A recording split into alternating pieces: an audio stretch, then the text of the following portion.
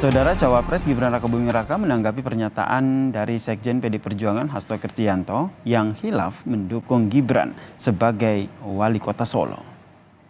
Menanggapi ucapan Hasto soal khilaf memilih dirinya sebagai wali kota Solo, Gibran justru berterima kasih kepada Hasto dan menyebut Hasto sebagai sosok yang paling oke.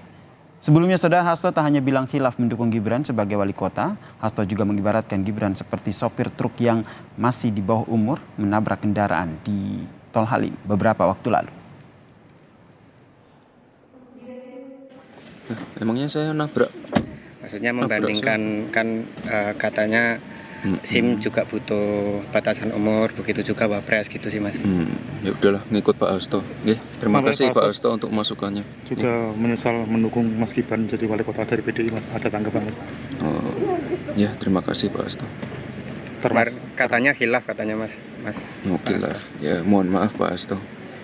Termasuk juga menyindir Pak Jokowi selalu mengucapkan kata bohong itu, Mas. Oh iya, mohon maaf Pak Hasto. Ya, terima kasih.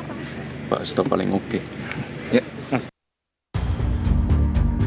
Kami jujur aja khilaf dulu ketika ikut mencalonkan Gibran. Kedewasaan di dalam mengemban jabatan-jabatan tertentu untuk sopir truk aja itu berbahaya, apalagi kaitannya dengan mengelola suatu negara sebesar Indonesia. Pak Hasto adalah sosok yang berjiwa kerdil, ya, sebatas seorang politisi yang tidak bisa menerima kekalahan secara gentleman. PDI Perjuangan khilaf saat mengusung Gibran sebagai calon wali kota Solo pada 2020 lalu. Pernyataan ini disampaikan oleh Sekjen PDIP Hasto Kristianto. Kami jujur aja khilaf dulu ketika ikut mencalonkan Gibran, karena kami juga di sisi lain memang mengakui terhadap kemajuan yang dilakukan oleh Pak Jokowi. Tapi setelah kami lihat lebih dalam, kemajuan ini ternyata dipicu oleh beban utang yang sangat besar. Tak sampai di situ, Hasto juga mengibaratkan Gibran dengan sopir truk yang kecelakaan di Tol Halim dengan bilang, untuk menjadi seorang sopir truk ada batas usia, apalagi memimpin negara dengan masalah yang kompleks. Kecelakaan, ya seorang anak usia 17 tahun nyopir truk, ternyata SIM dia tidak punya, kedewasaan di dalam menghadapi problematika di jalan raya belum terjadi, hanya gara-gara nyenggol satu mobil dia lari.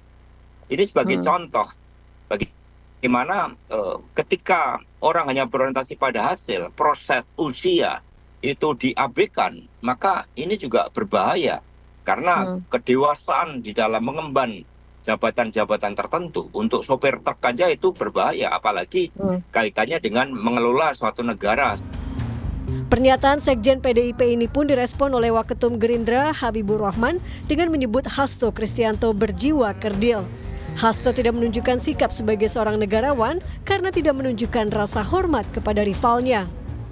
Pak Hasto adalah sosok yang berjiwa kerdil, ya, sebatas seorang politisi yang tidak bisa menerima kekalahan secara gentleman.